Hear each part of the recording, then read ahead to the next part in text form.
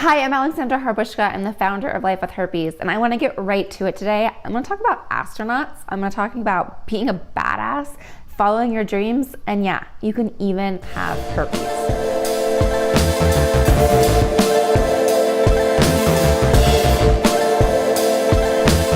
Okay, so let's face it. When we're diagnosed with herpes, it's awful, right? You are stopped in your tracks. It is terrifying. It's petrifying. It is dream crushing. You know, all that we did was we did something that's very normal. All we did is we had sex, like the other 97% of the American population. The difference is we got herpes, right? So when that happens and when that blow hits you, we think, oh my gosh, I'm never going to get married. Or worse, the person I want to marry will never really love me because I have herpes. Or I'll never be a parent. Or I'll never be able to get that dream job. Or whatever ceiling we put on ourselves is we create that and cause that because of our herpes diagnosis. So let's just hold on to that for a second. I really want to get to being an astronaut. Now, you're probably like, okay, Alexandra, what does an astronaut have to do with this? I don't get what you're talking about. Astronauts, you're talking about herpes. You're not an astronaut. What's going on? Okay, so there was a recent study that came out, and the Johnson Center wanted to test astronauts and their immune system and what really happens to them when they're up in outer space. So before I get to that, let's just talk about how hard it is to become an astronaut, right? You got to have an engineering degree, which is a super badass degree. You have to have 3 years work experience. You have to have 1,000 flight hours, and the list goes on and on and on of what is required of somebody who aspires to be an astronaut. Okay, so it's pretty difficult. So if you're thinking of dropping out of college or not following your dreams or pursuits because of having herpes, hold on to that for a second, right? Don't do that. You want to stay in school and you want to beat this virus. So here's the deal. There was some research done on the number of astronauts with herpes. So to date, there's 112 astronauts. Of the 112, 61 have herpes. That's huge. That's more than half. That's 54% of the astronauts today have herpes. And this is also a breakdown of oral and genital. I don't have that statistic. So anyways, just majority of them have herpes, right? Okay.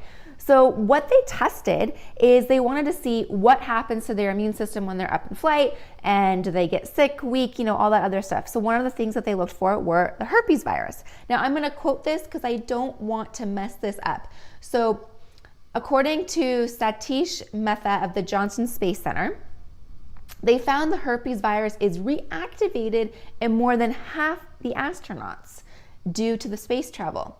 These frequencies, as well as the quantity of viral shedding, are marked higher than in samples from before and after the flight from matching healthy records. So what this means is that when the astronauts go through space travel, which, I've never been through space travel, but I travel across the country and it's hard on my body, right?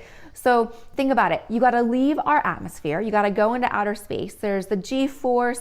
Your being an astronaut is, I can imagine, a pretty stressful job, right? Like if you make one mistake, you could totally mess up your mission. You could end up getting your crew killed. Like there's a lot that could go wrong there, right? And you're away from your friends and family. You're out of your environment. You're living in small confined areas. There's no gravity. Like there's a lot that goes on. Your diet's probably different when you're in space. There's a lot that goes into this. So they have a lot of added stress.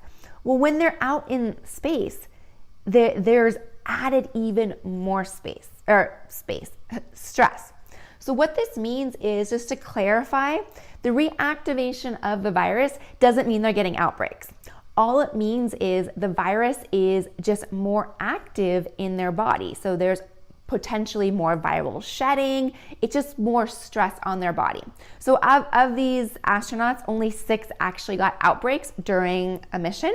So not very many outbreaks occurred, and they were really minor according to the study.